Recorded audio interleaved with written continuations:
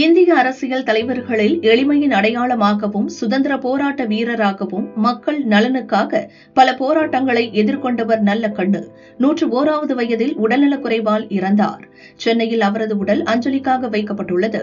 அவரது உடலுக்கு சினிமா பிரபலங்களான ரஜினி, சூர்யா, கார்த்தி, பார்த்திபன், சிவகார்த்திகேயன், மன்சூர் அலிகான், பாண்டியராஜன் உள்ளிட்டோர் அஞ்சலி செலுத்தினர்.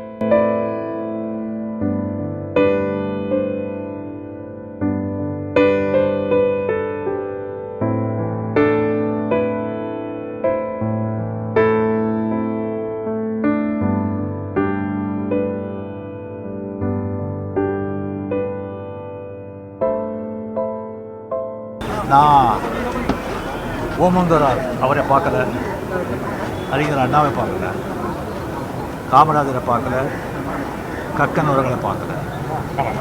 அவர் எல்லாரையும் சேர்த்து நல்லக்கண் அவரிடத்தில் நான் பார்த்தேன்.